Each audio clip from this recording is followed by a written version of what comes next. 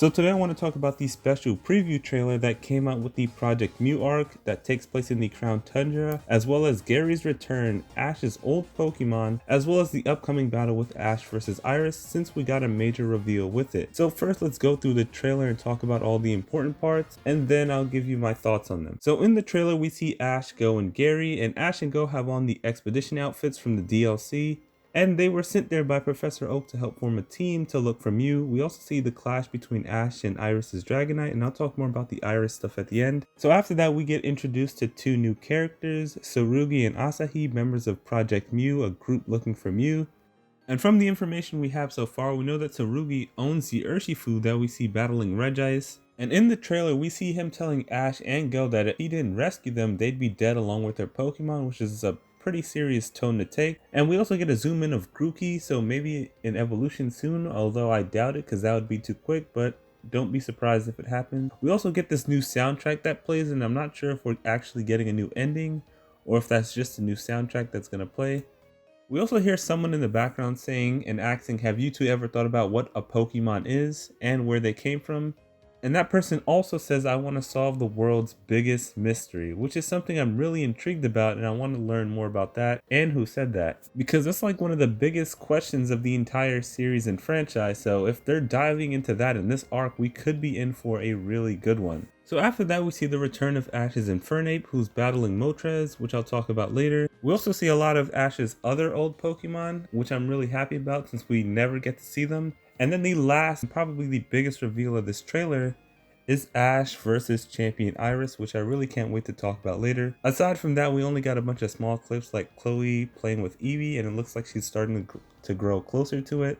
Then we see Ash in a police outfit, and at the end of the trailer we see Goh reacting to Mew. So lots of things happened in this trailer, but I only want to talk about the 5 things that I think are the most important, and that's the Project Mew arc that takes place in the Crown Tundra, the return of Gary, Moltres, Ash's old Pokemon, and the return of Iris. So first let's talk about Ash's old Pokemon and Infernape. So in the trailer we see lots of Ash's old Pokemon. And from his Kanto team, we see Bulbasaur, Snorlax, and Charizard, which I found weird because Charizard is usually at Charcific Valley, unless they decided at one point that he would live at the lab now. But I wouldn't overthink it. Charizard just appears because it's Charizard. Jokes aside, this is something longtime fans have wanted to see for a long time, because we haven't really seen all of Ash's Pokemon in one place and him interacting with them since the final episode of Unova. And even when they appeared in Alola for that one return to Kanto, we didn't really get to see much of them. And I'm really hoping this means that we'll get to see Ash maybe use some of them in the World Championships. We already know that he's going to be using Infernape in the upcoming arc. So this could also bring another opportunity for Ash to use something like Staraptor. And the summary for this upcoming episode says that Ash's Infernape hasn't been seen for a while at the lab, so Ash sets out to find it, meeting Gary along the way, who's returned for a reason related to Moltres. And I'm assuming Ash is going to eventually end up involved in this because we see Infernape battling Moltres in the preview, and I'm really glad Infernape is the one coming back. And it probably has a lot to do with the fact that the next 2 Pokemon games are Sinnoh games. But either way, I'm happy to see Infernape whenever we can. I'm also interested in why Gary is after Moltres. Maybe it has something to do with the Galarian Moltres and the other Galarian birds. But I guess we'll have to see when that happens.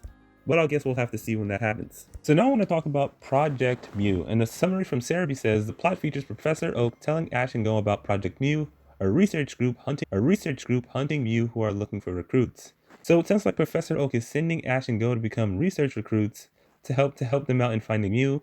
And it'll be interesting to see where this leads to and how long this arc will be. And I'm not sure how it'll relate to Gary's arc, since I don't really see Gary in the Crown Tundra with them. But assuming Gary's on the Moltres mission and it relates to Galarian Moltres, it makes sense that they're all actually on the same mission. One thing I'm really curious about is how Project Mew will affect Goh, whose goal is to catch Mew, and if Gary will play a role in Goh's development, similar to how other previous companions have done when they make their return into a series. Now, one of the last 2 things I want to talk about is the characters. When it comes to the new characters who are part of the Project Mew team, we know that Tsurugi is the serious guy who owns the Urshifu that was fighting the Regice, and it'll be interesting to see the story behind that since there's only one way to get Urshifu.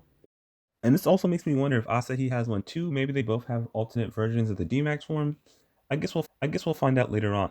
Now, the last thing I want to talk about is Iris and her return, since Iris is not just returning, but she's seemingly going to be returning as champion of the Unova region, And this is based on the fact that we see her in the same outfit that she has in Black and White 2 as champion in the upcoming trailer.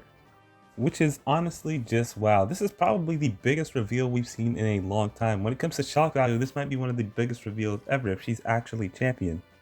This also kind of confirms to me that Axew is definitely a Haxorus now if she is champion, which I kind of questioned in my last Iris video because of that merchandise we saw. But if Iris is actually champion, then Axew is definitely a Haxorus right now. Because there's no way she won the Unova League with just Axew or its evolved form.